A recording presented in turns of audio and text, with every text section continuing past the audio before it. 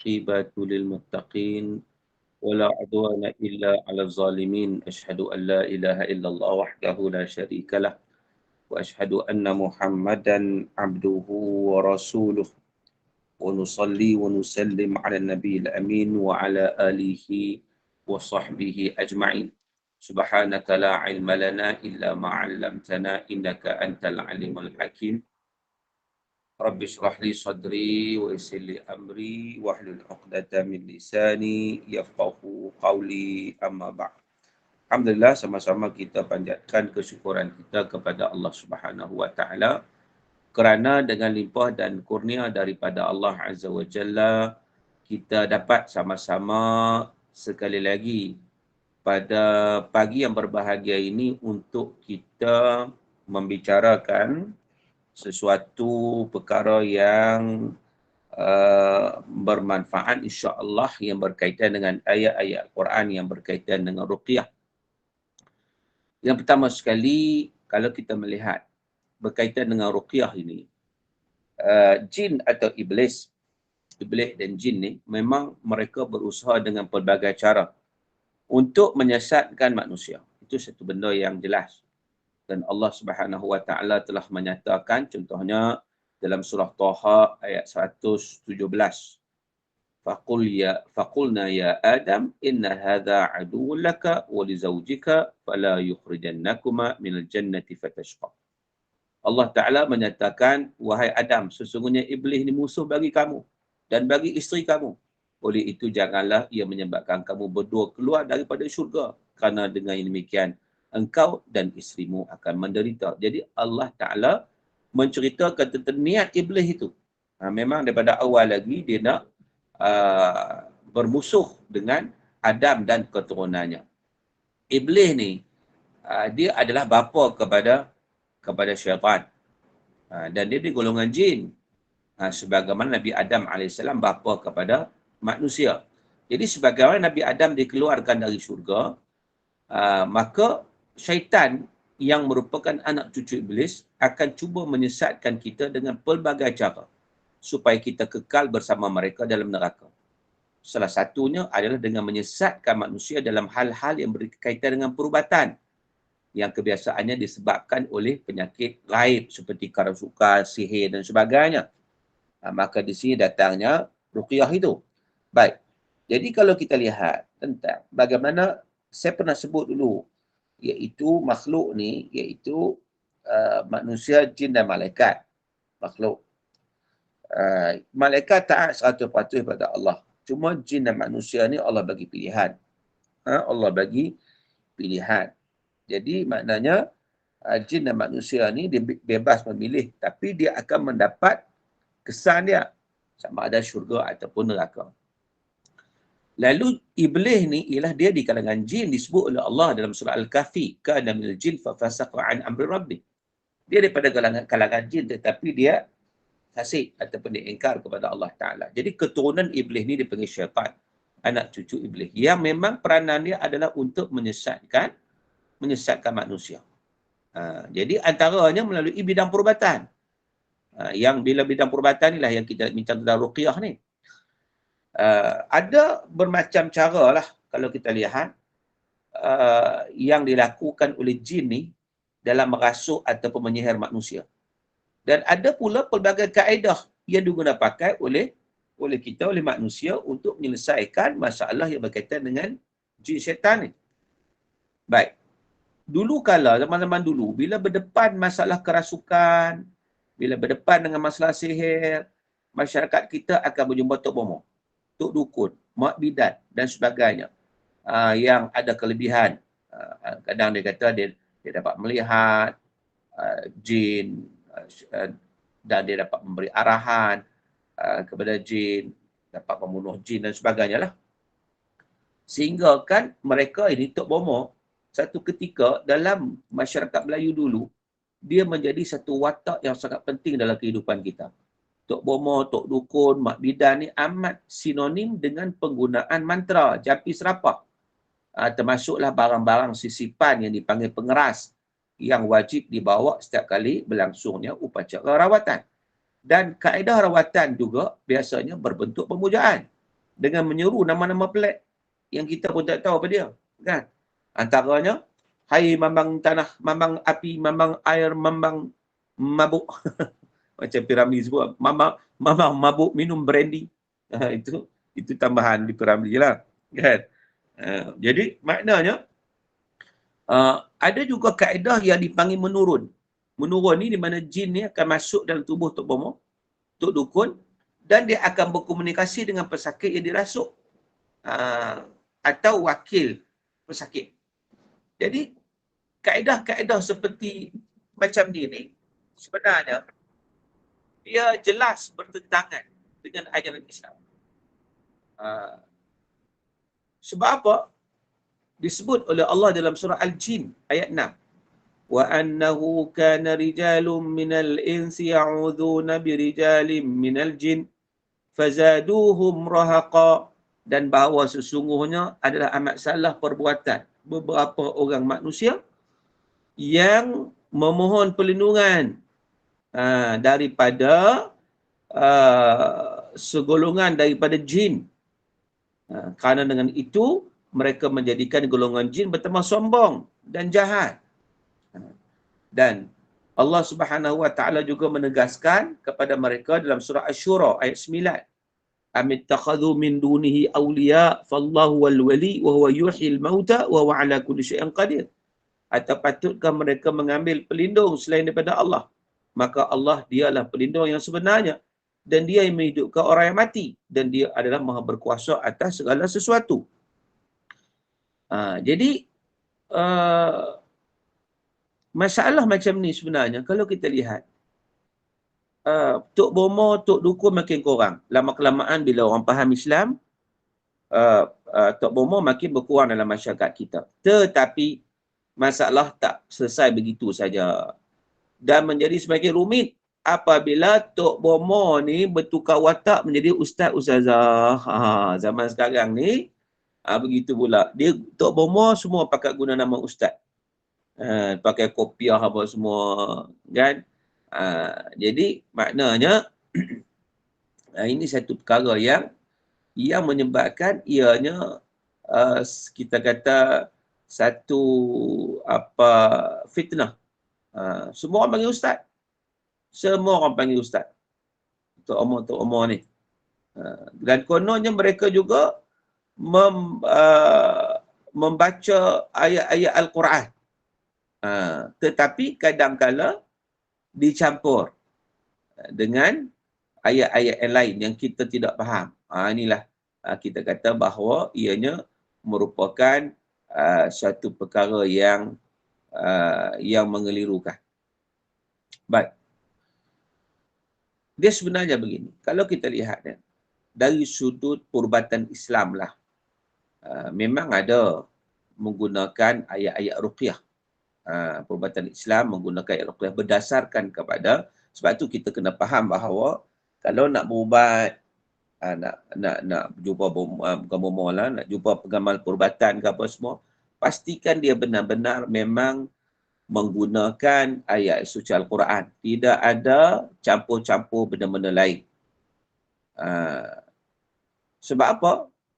Ruqyah dengan ayat Quran ni kita boleh ambil ataupun sabit daripada apa yang disebut oleh Allah, wa nunazzilu minal Quran ma huwa shifaa'u wa rahmah lil mu'minin wa la yazidu zalimina illa khasara.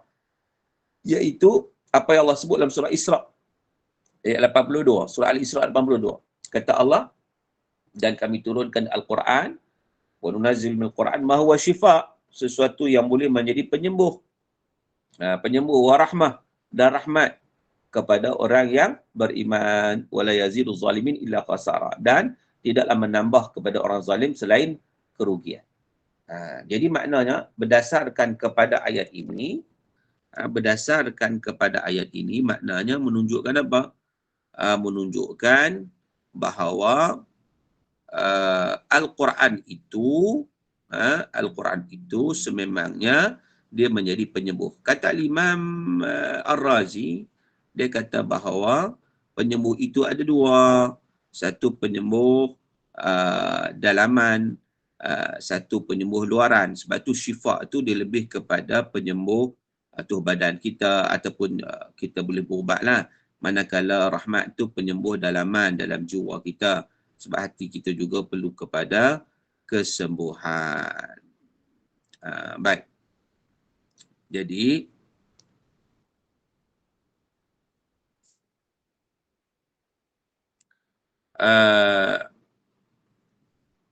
baik.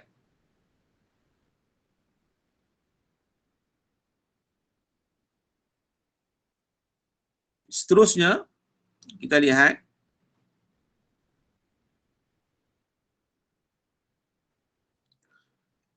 tentang bagaimana ayat Al-Quran yang digunakan sebagai ruqyah. Dia sebenarnya memang kalau kita nak kita tengok bagaimana seseorang itu yang terkena gangguan, sebelum kita nak bincang bab ruqyah ni, sebab ruqyah ni dia ada kaitan dengan gangguan. Kan? Gangguan daripada siapa? Kita sebutlah tadi. Gangguan daripada jin, syaitan. Begitu. Terdapat, kalau kita lihat ya, tanda-tanda umumlah gangguan-gangguan ni. Pertama, tanda semasa tidur. Biasanya payah nak tidur malam. Ataupun banyak berjaga ketika tidur. Tidur jaga, tidur jaga, tidur jaga. Kan? Dan kadang-kadang dia rasa sesuatu yang menekan dada dia. Kalau masyarakat Melayu kata, kena tindih hantu. Kalau masyarakat Melayu kata lah, oh dia kena tindih hantu tu. Dia rasa ada benda yang tekan dada ketika tidur. Dan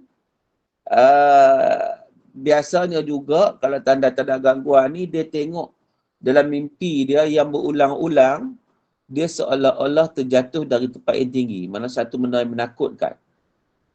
Jadi sentiasa dia nampak jatuh tempat tinggi, kan. Kadang dia tengok dirinya berada dalam kubur, tempat buangan sampah dan sebagainya.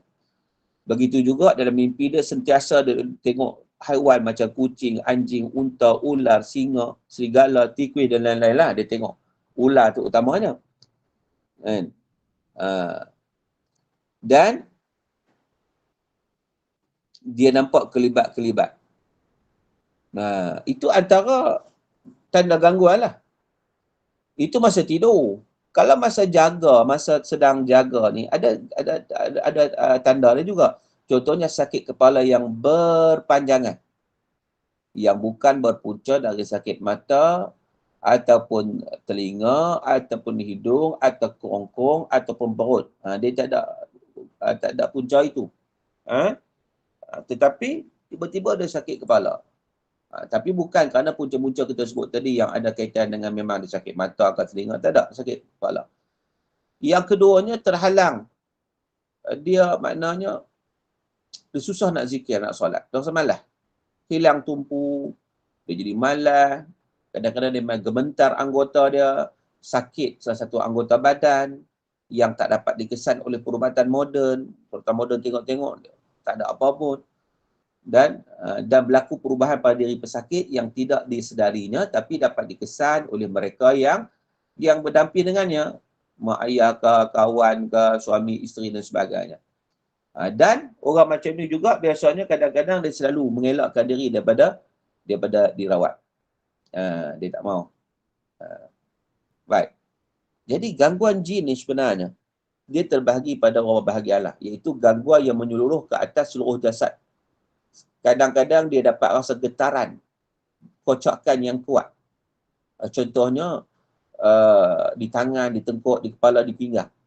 Jadi, orang yang sakit ni dia akan mengadulah sakit-sakit tempat tersebut. Dan gangguan ni kadang-kadang dia rasa macam ada objek yang bergerak, berpindah dari satu bahagian ke satu bahagian daripada jasadnya. Jadi, begitu. Dan kalau kita lihat dalam Al-Quran, Allah Ta'ala menyebut tentang jin, kataan jin itu sebanyak 38 kali. Dengan merujuk kepada situasi yang berbeza lah. Sama ada nak menjelaskan tentang kejahatan golongan jin ni dan balasan yang akan ditipukan ke atas mereka, atau kehebatan dan kekuatan yang dikurniakan Allah kepada mereka seperti dalam kisah Nabi Sulaiman AS. Dan persoalannya, bila mana kita menggunakan ayat ruqyah, macam mana jin boleh terkesan dengan baca Al-Quran? Macam mana? Terutama bila mana jin yang derhaka yang menyebabkan kerasukan pada manusia. Jadi sebenarnya kalau kita lihat, sememangnya jin ni dia satu makhluk yang tidak ada jasad. Jadi bila kita baca ayat ruqyah tu dia macam satu gelombang yang memang betul-betul dia akan memberi efek kesan kepada golongan jin sebenarnya. Hatta jin Islam sekalipun. Jin Islam sekalipun, maka pada ketika itu dia melakukan kejahatan, dia juga akan terkesan dengan ayat Al-Quran yang kita baca. Bila kita baca ayat Quran, ayat ruqyah yang saya sebut, ayat ruqyah, bila mana kita baca ayat ruqyah, dia akan terasa. Kalau kita persoalkan, kalau jin kafir mungkinlah kot, tapi jin Islam bagaimana? Sebab dia melakukan penderhakaan kepada Allah Subhanahu Wa Taala, maka dia akan terasa juga. Baik.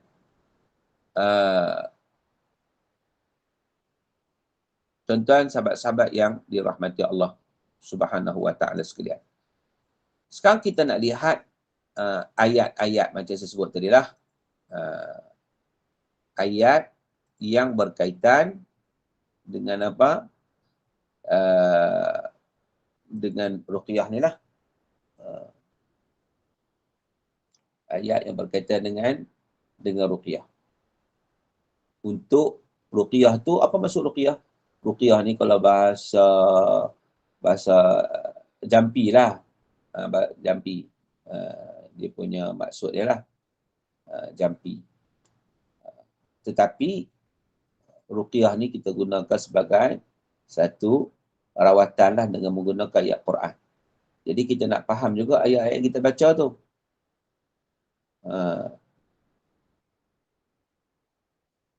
Ayat-ayat yang kita baca supaya jelas. Baik. Yang pertama, ayat-ayat ruqyah ni, kalau kita analisis lah, ayat Quran yang biasa dibaca untuk mengatasi gangguan kerasukan jin, dia terbagi kepada beberapa kategori. Yang pertama, ayat yang memperihalkan kebesaran Allah dan keagungannya. Itu. Satu. Yang kedua, ayat yang memperihalkan Nabi Musa dan tukang sihir. Yang ketiga, ayat yang memperihalkan tentang balasan Allah bagi golongan yang durhaka.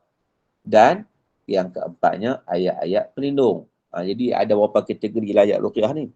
Yang pertama, ayat yang berkaitan dengan kebesaran dan keagungan Allah. Kita boleh baca surah Al-Baqarah ayat 255 yang dikenali sebagai ayat kursi. Ayat kursi ni kita tahulah ya. Ayat kursi ni secara ringkas, kalaulah kita memahami ayat kursi ni, ayat kursi menceritakan tentang pengakuan bahawa tidak ada Tuhan selain daripada Allah yang memiliki arash, yang maha berkuasa atas segala makhluk. Maka dengan sebab itu, bila Rasulullah ditanya tentang manakah bahagian surah dalam Al-Quran yang paling afdal, baginda mengatakan surah yang disebut padanya cerita tentang lembu, itu surah Baqarah. Baginda ditanya lagi, manakah ayat paling afdal dalam surah Baqarah? Maka Nabi jawab, ayatul kursi. Sebab tu ayat kursi ini merupakan menjadi satu amalan kepada kita untuk kita melakukan ruqyah. Ruqyah ni adalah jampilah asal maksudnya, merawat dengan menggunakan ayat kursi. Dan ayat kursi ini dia memperihalkan tentang kebesaran dan keagungan Allah Subhanahu Wa Taala. Begitu juga, jadi ayat kursi ini dia terdapat pada surah Baqarah ayat 255. Surah Al-Baqarah ayat 255. Yang keduanya, surah Baqarah ayat 257. Allahu waliyul ladzina amanu yukhrijuhum minadh dhulumati ilan nur.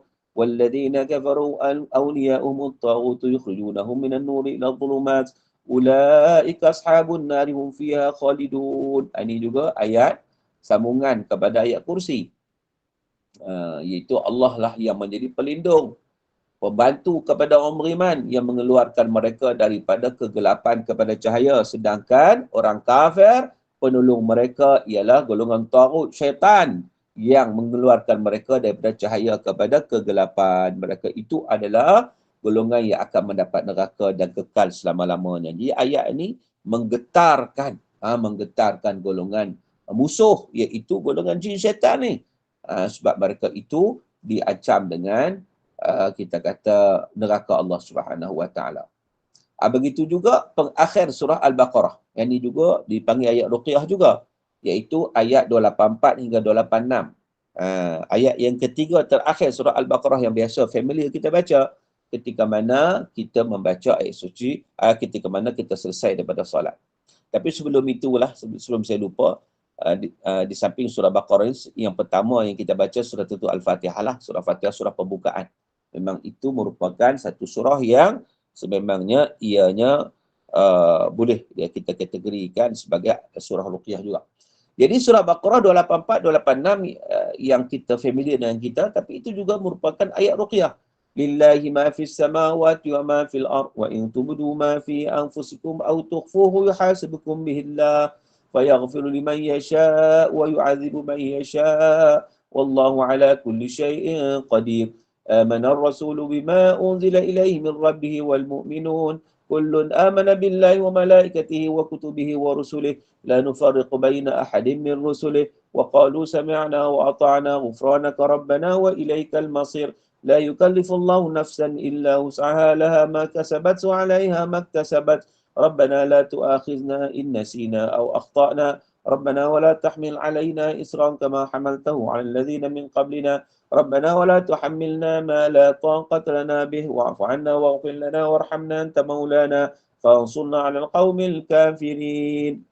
Ini ayat yang disebut juga ayat pengakhiran surah Al-Baqarah yang merupakan ayat-ayat yang berkaitan dengan ayat ruqyah juga. Yang menunjukkan ayat-ayat ni kalau kita lihat dari sudut tafsiran dia ataupun makna isi kandungan dia merujuk kepada kebesaran dan keagungan Allah Subhanahu Wa Taala. Baik. Kemudian apa lagi ayat-ayat yang berkaitan? Ayat ni banyak. Cuma kalau kita nak bincang secara terperinci mungkin mengenai masa, saya akan bagi tahu secara surface dulu. Ayat-ayat yang berkaitan dulu. Mungkin pada kuliah-kuliah akan datang kita akan go through pada ayat-ayat tu. Setiap ayat itu untuk kita memahami isi kandungan yang dengan lebih lanjut, dengan lebih mendalam. Ini untuk sebab bila kita bicara bab ruqyah ni panjang sikitlah dia punya perbahasan dia. Cuma kali ini kita nak melihat kepada apa? Kepada secara umum terlebih dahulu ayat-ayat yang berkaitan. Jadi kalau siapa nak catat boleh catatlah untuk sebagai satu amalan di dalam kehidupan kita. Sebab hari ini memanglah saya tak tahulah mungkin di akhir zaman sama kot. Kalau kita lihat peperangan, pertemuan di antara manusia, jin dan syaitan ni semakin ketara di akhir zaman ni. Sebab itu dan manusia ni pun banyak sangatlah hari ni. Kita duk ingat zaman moden ni manusia dah tak bepok dah terhadap jin syaitan ni. Minta pertolongan pada mereka. Rupa-rupanya ada lagi banyak berada. Hatta golongan-golongan profesional pun ambil minta pertolongan daripada jin syaitan yang menyebabkan jatuh syirik kepada Allah Ta'ala. Tapi ini realiti. Kita ingat zaman moden, orang zaman teknologi, zaman IT, maknanya orang dah tak pedulilah soal-soal yang berkaitan dengan sihir-sihir, berkaitan dengan jin-jin yang minta tolong ni. Rupa-rupanya anggapan kita silap. Makin IT, makin maju manusia, makin orang ada golongan-golongan tertentu yang sentiasa memohon atau meminta pertolongan daripada kita sebut tadi golongan jin tadi. Sebagaimana yang Allah dah sebut dah. Kan? Kana rijalu minal ins ya'udhuna birijali minal jin fazadahum rahaqa. Golongan manusia ni yang minta pertolongan, minta perlindungan daripada golongan jin, maka bertambah-tambahlah kesesatan golongan jin tersebut. Maka rasa bangga lah kerana manusia itu yang sentiasa ataupun memohon pertolongan dia. Sepatutnya tidak berlaku. Dan inilah kita kata sesuatu yang amat menyedihkan. Baik. Kemudian antara ayat ruqyah juga surah Al-Ikhlas. Dan juga surah Fatihah lah macam kita sebut tadi. Surah Ikhlas, surah Fatihah. Surah Ikhlas dan juga surah 3 qul lah. 3 qul. Baik. Surah Ikhlas memanglah sebab apa? Surah Al-Ikhlas ni Qul huwallahu ahad Allahus samad lam yalid wa lam yulad wa lam yakul lahu kufuwan ahad. Ini untuk kita membesarkan Allah, mengagungkan Allah dalam keadaan kita mengiktiraf keesaan Allah Subhanahu Wa Taala. Jadi itu antara ayat ruqyah. Jadi ayat-ayat yang tersebut, baik yang pertama saya sebut bahagian pertama ni, kategori yang pertama ni kategori yang berkaitan dengan kebesaran dan keagungan Allah. Kita sebut tadi surah Baqarah ayat 255, surah Baqarah ayat 257, surah Baqarah ayat 284 hingga 286, surah Fatihah dan surah Al-Ikhlas. Okey? Yang kesemua ayat ini menceritakan tentang kebesaran Allah Subhanahu wa taala. Menceritakan tentang keluasan ilmu dan kerajaan Allah, serta tiada satu pun yang bersekutu ataupun bersekutu dengan Allah, makna tak boleh syirik dengan Allah taala. Dan penyerahan dan ubudiyah yang tidak berbelah bagi hanya kepada Allah. Allah yang memiliki dan mengetahui segala sesuatu, maka Allah berhak menentukan pengampunan, azab, bahagia, sengsara di kalangan makhluknya semua ditentukan oleh Allah Subhanahu wa taala. Dan begitu juga kelebihan ayat 285 hingga 286 surah Baqarah dalam menghalau jin syaitan dinyatakan sendiri oleh jin dalam riwayat yang masyhur mengenai Muaz bin Jabal yang menangkap syaitan. Daripada Abu As'ad Adu Ali, dia kata, beritahu kepadaku cerita syaitan ketika engkau menangkapnya. Muaz berkata, Rasulullah telah melantik aku menjaga sedekah. Dia ginilah. Cerita dia panjang, saya nikahkanlah. Nikahkan. Bagaimana ceritanya, bagaimana syaitan datang curi. Syaitan datang curi. Dia ada dua riwayat ni. Satu riwayat yang berkaitan dengan ayat kursi kepada Abu Hurairah. Satu riwayat yang berkaitan dengan surah Al-Baqarah, itu ujung surah Baqarah. Tapi yang paling masyhur riwayat berkaitan ayat kursi lah. Mana surah yang Abu Hurairah ada pencuri datang, ditangkap, dilepaskan, begitulah seterusnya. Yang akhirnya dia menyatakan tentang ayat kursi. Dan bila tanya pada Nabi SAW, Nabi kata itu adalah syaitan. Tapi hak disebut tu betul. Tapi dia ni kebanyakan pembohong. Sebab tu kita jangan percaya pada dia. Baik, apapun itu saya nak bincang panjang lagi secara terperinci setiap ayat itu. Cuma saya nak sebut dulu kategori-kategorinya. Akan datang mungkin kita boleh bincang dengan terperinci. Baik, jadi itu yang pertama. Yang keduanya ialah tentang ayat-ayat ruqyah juga yang berkaitan dengan kisah Nabi Musa dan tukang sihir, dan juga kisah Nabi Ibrahim dan Namrud. Iaitu yang pertama, surah Yunus ayat 80 hingga 81. Boleh catat. Surah Yunus ayat 80 hingga 81. فَلَمَّا جَاءَ السَّحَرَةُ قَالَ لَهُ مُوسَى أَلْقُوا مَا أَنْتُمْ مُلْقُونَ فَلَمَّا أَلْقَوْا قَالَ مُوسَى مَا جِئْتُمْ بِهِ السِّحْرُ إِنَّ اللَّهَ سَيُبْطِلُهُ. Kat situ dia punya trigger dia ataupun ayat yang berkaitan. Qala Musa ma ji'tum bihi sihr innallaha sayubtiluh. Qala Musa ma ji'tum bihi sihr innallaha sayubtiluh. Kita ulang banyak kali. Qala Musa ma ji'tum bihi sihr innallaha sayubtiluh. Qala Musa ma ji'tum bihi sihr innallaha sayubtiluh. Qala Musa ma ji'tum bihi sihr innallaha sayubtiluh. Innallaha la yuslihu 'amalal mufsidin. Kat situ. Itu ayat yang berkaitan dengan ruqyah. Satu. Yang kedua ayat surah Al-A'raf ayat 117 hingga ayat 121. 117 hingga 121. Wa auhayna ila Musa an alqi 'asak fa idza hiya talqafu ma yafikun fa waqa'a al-haqqu wa batala ma kanu ya'malun faghulibu hunalika wa anqalabu saghirin wa ulqiya as-saharatu sajidin wa ulqiya as-saharatu sajidin qalu amanna bi rabbil alamin. Itu. Begitu juga surah Taha ayat 67 hingga 70. Fa'aujasa fi nafsihi khifatan Musa qulna la takhaf innaka antal a'la wa alqi fi ma fi yaminika talqaf ma sana'u innama sana'u kaidu sahir wa la yuflihu sahiru haitsu ata fa ulqiya as-saharatu sujadan qalu amanna bi rabbi Harun wa Musa. Dan surah Al-Anbiya ayat 70 wa aradu bihi kaidan faja'alnahumul akhsarin. Baik. Itu ringkasnya. Ayat-ayat ni sebenarnya kalau kita lihat sinopsisnya, ayat-ayat ni berkaitan dengan kisah kehancuran sihir yang dilakukan oleh tukang sihir Fir'aun dalam berhadapan dengan Nabi Musa dan tewasnya Namrud dan pengikutnya dalam menghadapi Nabi Ibrahim AS.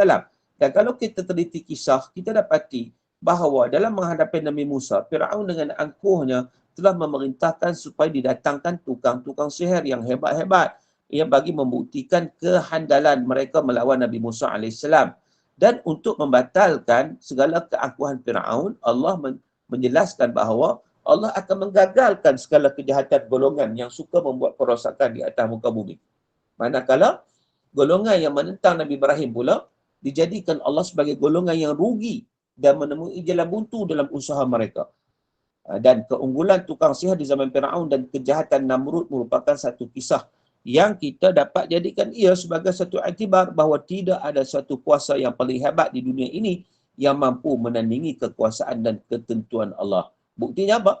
Buktinya walaupun tukang sihir Firaun ni hebat, Namrud juga hebat, tetapi mereka gagal bila mana berhadapan dengan kekuasaan Allah Subhanahu Wa Taala. Maka dengan sebab itu, bila mana Al-Quran diturunkan sebagai rahmat kepada sekalian alam, maka segala yang termaktub di dalam Al-Quran sudah pasti dapat memberi kesan kepada sekalian alam, termasuk golongan jin. Sebab itu, kisah-kisah dalam ayat ni boleh menjadi satu inzar, satu amaran kepada jin upahan. Jin-jin upahan ni kita sebut jin upahan sebab apa? Sebab yang upah dengan manusia juga. Ni manusia juga diupah, jin-jin ni, jin jahat ni. Kan?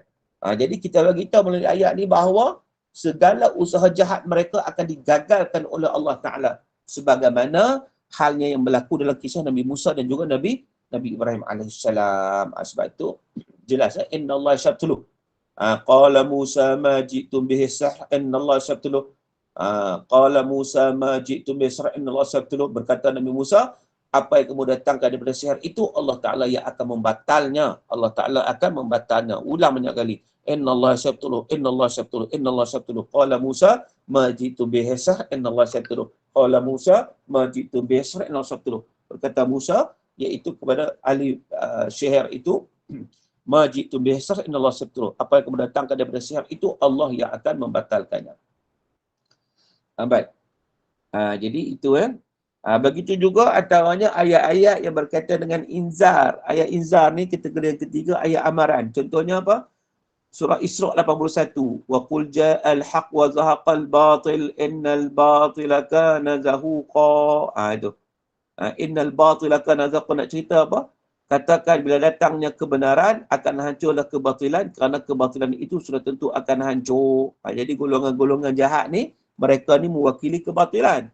Sebab tu ayat ni dibaca untuk menyatakan bahawa apabila bertembungnya kebenaran dan kebatilan, maka kebatilan itu akan hancur. Wa qul ja'al haq wa zahaqal batil innal batila kana zahuqa. Ini ayat aja yang boleh kita baca. Banyak lagi ayat lain, cuma saya ambil yang pendek-pendek saja untuk kita mengingatinya. Untuk kita ingat. Ayat yang kita kata yang menunjukkan tentang kebatilan golongan-golongan musuh itu yang mereka melakukan kejahatan. Begitu juga kita boleh lihat surah Ad-Dukhan ayat 43 sampai ayat 50.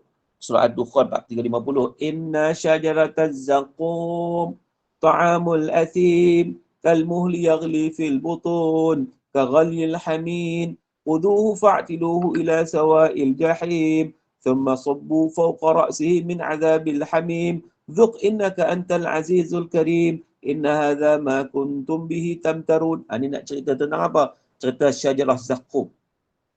Syajarah zakum iaitu pokok zakum yang akan dinikmati oleh golongan yang ingkar kepada Allah dalam neraka Jahannam, yang mana mereka juga akan mendapat air yang menggelegak dalam perut-perut mereka. Jadi adalah makan zakum. Jadi mereka berada dalam keadaan di neraka Allah, dan dituang pula di atas kepala mereka azab yang sangat-sangat pedih. Jadi maknanya dalam surah Dukhan ni nak menceritakan kebatilan dan kehancuran golongan yang ingkar kepada Allah Subhanahu Wa Taala ini. Baik. Tuan-tuan dan dirahmati Allah Subhanahu Wa Taala sekalian. Begitu juga antara ayat yang kita boleh baca juga ialah ayat surah Ar-Rahman. Contohnya ayat yang ke-33, ya ma'syaral jinni wal ins in istata'tum an tanfudhu min aqtaris samawati wal ard fanfudhu la tanfudhuna illa bisultan. Itu juga ayat dalam surah Ar-Rahman. Baik. Sebenarnya banyak lagi, cuma kita ringkaskan. Begitu juga boleh baca surah Az-Zalzalah. Az-Zalzalah, idza zulzilatil ardu zilzalaha wa akhrajatil ardu athqalaha wa qala al-insanu ma laha yawma idzin tuhadditsu akhbaraha bi anna rabbaka awhalaha yawma idzin yasdurun nasu ashtatan liyuraw a'malahum faman ya'mal mithqala dzarratin khairan yarah wa man ya'mal mithqala dzarratin syarran yarah. Jadi surah Zalzalah menceritakan tentang hari kiamat, tentang kegemparan, kedahsyatan pada hari kiamat. Dan juga kita juga boleh baca surah An-Nasr, idza jaa nasrullahi wal fath wa ra'aitan nasa yadkhuluna fi dinillahi afwaja fasabbih bihamdi rabbika wastaghfir innahu kana tawwaba. Ayat yang menceritakan tentang kemenangan Islam. Jadi secara ringkasnya ayat-ayat tadi yang merupakan daripada kategori yang ketiga ni, ayat yang menceritakan tentang balasan yang diterima oleh golongan yang derhaka kepada Allah. Dan dinyatakan juga tentang ciri-ciri balasan secara khusus yang bakal diterima oleh golongan derhaka, iaitu dengan menceritakan sifat buah zakum, cerita tentang seksaan yang akan ditanggung oleh mereka yang makan buah zakum ni.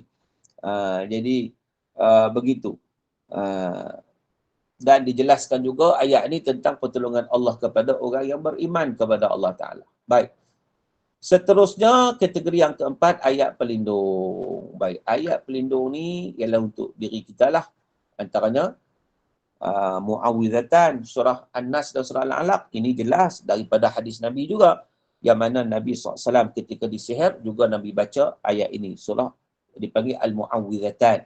Al-Mu'awwidhatan ni mana dua pelindung lah, dua surah pelindung. Surah An-Nas 6 ayat, surah Al-Alaq 5 ayat. Semua 11 ayat.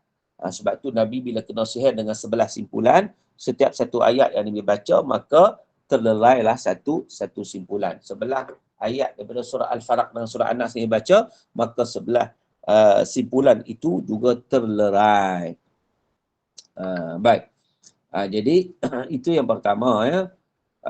Begitu juga pelindung juga kita boleh guna ayat yang surah Yunus tadi, iaitu qala Musa ma ji'tum bihi syar'an innallaha sabtuluh innallaha la yuslihu amal mufsidin wa yahiqqullahu al-haqq bi kalimatihi walau karihal mujrimun. Surah Yunus 81 hingga 82.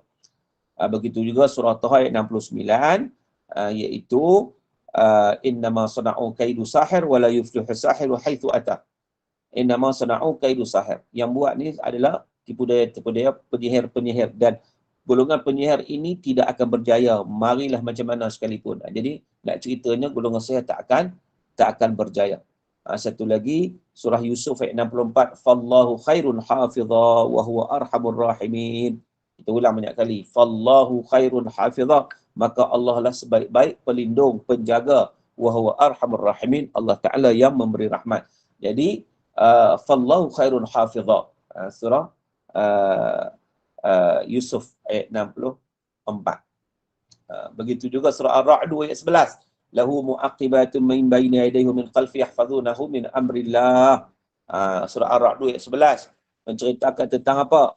Allah mendatangkan kepada kita malaikat yang menjaga kita. Lahu mu'aqibatun min baini yadayhi min khalfi yahfazunahu min amrillah. Yang mana malaikat itu menjaga atas arahan daripada Allah Subhanahu wa taala. Jadi itu antaranya lah. Dan ayat-ayat ni kalau kita lihat merupakan ayat-ayat berbentuk penyerahan dan ubudiah seorang hamba kepada Allah, dengan kita memohon perlindungan kepada Allah dalam segala masalah yang dihadapi. Di samping itu kita yakin akan pemeliharaan Allah terhadap diri kita. Jadi macam kita sebut tadi bahawa dalam hadis menyatakan bahawa bila mana Labid bin A'sam ni orang Yahudi sihir Nabi SAW, maka Nabi baca Mu'awwizatan lah. Setiap kali Rasulullah baca satu ayat, maka tali sihir itu terputus. Sampailah 11 tali terputus. Dan Jibril juga ruqyah Nabi. Jibril juga meruqyah Nabi SAW. Baik, jadi itu sebagai satu, kita kata, ruqyah lah.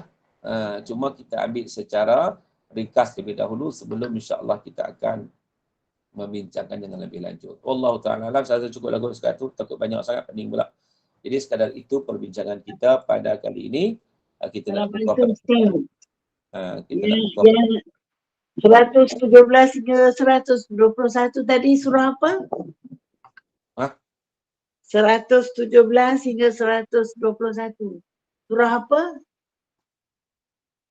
117 hingga 121. Al-A'raf. Al-A'raf. Terima kasih Ustaz. Ya.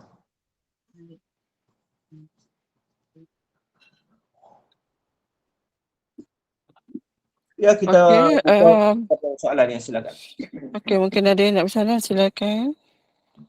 Jika ada yang nak bertanya, silakan.